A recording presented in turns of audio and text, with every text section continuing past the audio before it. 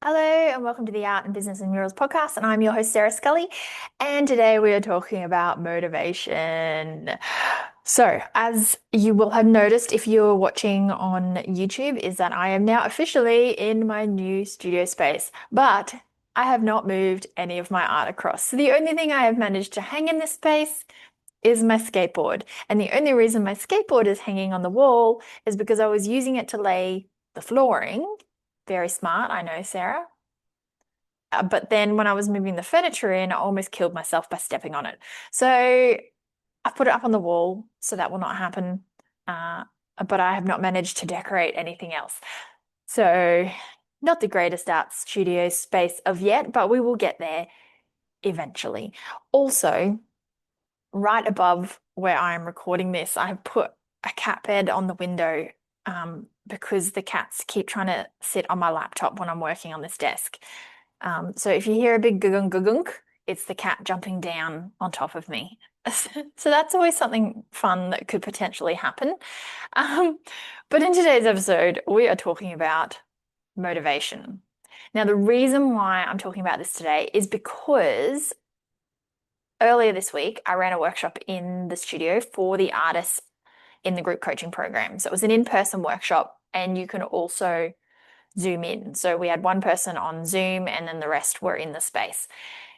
And the workshop was planning for the year ahead. So looking at goal setting, looking back on the year, what worked, what didn't, all that kind of stuff. And I slowly realized that half the artists aren't motivated by deadlines. I very much am, but pressure doesn't always work on everyone. So that's why I wanted to talk about this.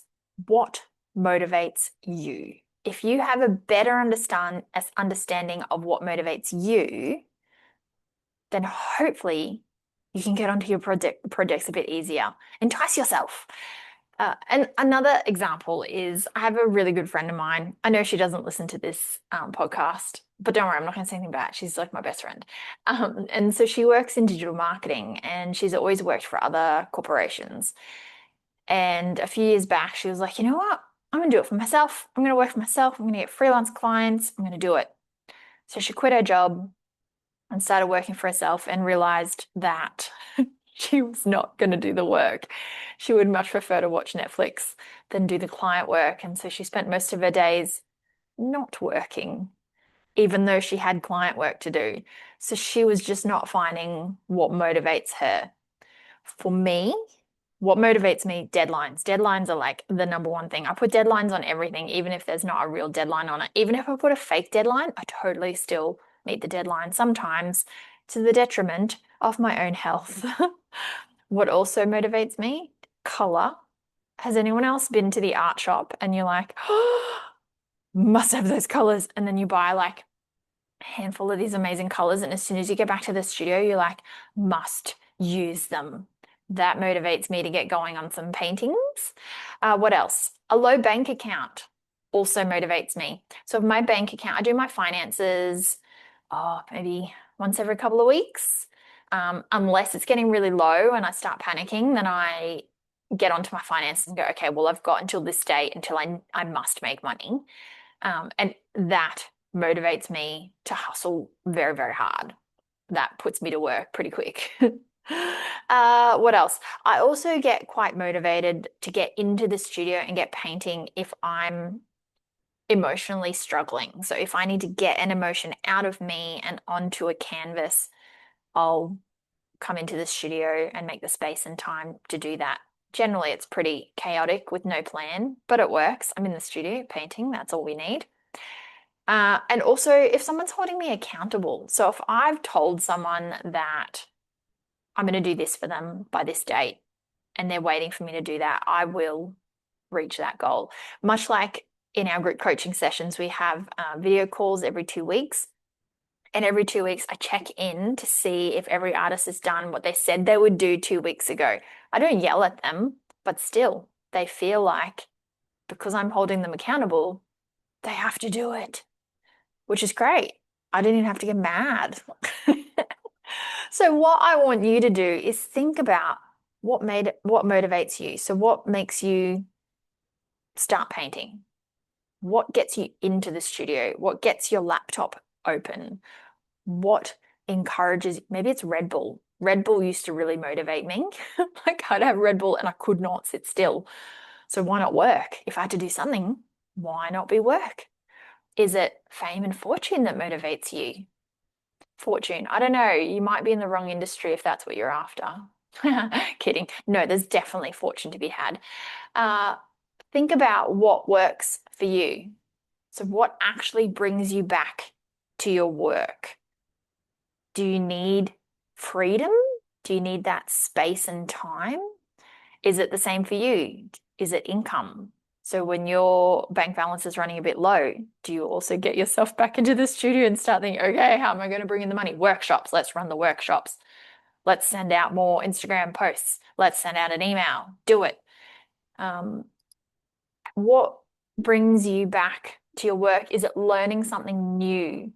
Some artists find it really motivating to go on Pinterest and look at other artists' work, which used to really motivate me, but lately when I look at other people's work, I feel a sense of pressure that I don't like. It's almost like a guilt, like I'm not creating as much as I should be, or I'm not creating work that I think is as good as that. So there's more guilt than there is motivation from that. But some artists look at other people's work and that really motivates them to give it a go. What else?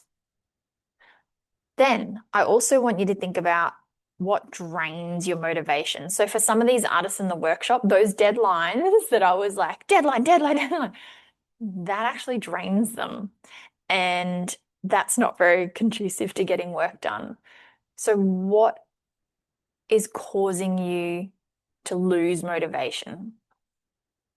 And then start to think about what kind of life you're building around your art. So if you feel like you're constantly having to motivate yourself, maybe start to look at what routines or what rewards or where the dopamine's coming in. When you're painting your artwork and you get into the flow, can you feel that dopamine release? Is that happening? What's preventing you from getting into the flow? Think about how you could make this motivation a little bit easier to get. Do you need to clean your space? I know I spoke about this in the last episode. It's new year, clean your space. And I must say a huge thank you to the people that have reached out and said, yes, thank you. That episode was awesome. I motivated myself. I did this.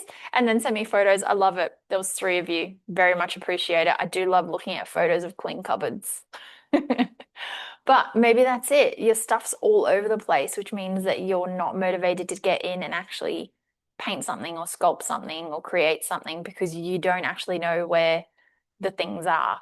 So maybe you need to get rid of those speed humps so that the motivation comes a little bit easier. So that's the episode for today. Just thinking about what motivates you. Bring more of that into your life. Although I have to say, if your motivator is deadlines as well, that pressure, there's only so much of that you can take. And I have to say, and this is going to make you hopefully all feel really great about yourselves, is that yesterday was officially my first day back at work, like doing client work. And I had a client email me through a brief in the morning with a very tight deadline. You know, I love deadlines. But it was so tight that I panicked and was like, I got nothing. I've got absolutely nothing. No idea what to design for this mural. And I was stumped. And all day yesterday, I just faffed around doing nothing. And I was like, but I've got a deadline. So that's meant to be my motivator. And I thought I'd come back after 6 weeks off work, all like energized and like all these great ideas. But in all honesty, I have not thought for 1 second about work while I've been off. I know that's terrible. No, that's good compartmentalizing, Sarah. So yesterday, the only way I got the work done is to have ChatGPT guide me through step by step, break it down, work with me on the concepts. Well, it didn't actually do the concepts. The concepts came from my own brain, but it was like, okay, spend 20 minutes on concept A, just simple shapes, don't refine it. Okay, now let's spend 20 minutes on concept B, and then just do this and then try that. And I was genuinely had to be walked through the process with ChatGPT. So I'm a bit concerned about my motivation at the moment, but I'm sure once school starts back in a week, I'll be extremely motivated to start going again, hopefully. Fingers crossed, because I've got 3 murals and a commission coming up. Come back to me, creativity. Okay, until next week, I hope you find more motivation than I have at the moment. And also, lastly, don't forget, motivation comes in cycles. It's never consistent. So if you're not motivated right now, much like myself, it will not be like this forever. The creativity will come back, but you can just entice it. It's like planting a little seed in the garden. You're like, oh, I'm just going to plant this little motivation seed and it will grow. I promise you. Or inversely, if you are very creative at the moment, very driven, very motivated, use it. Run with it, because motivation will not stay this high forever. So use the motivation while you have it. If you don't have it, don't panic. It will come. Plant the seeds. Okay, see you in a fortnight.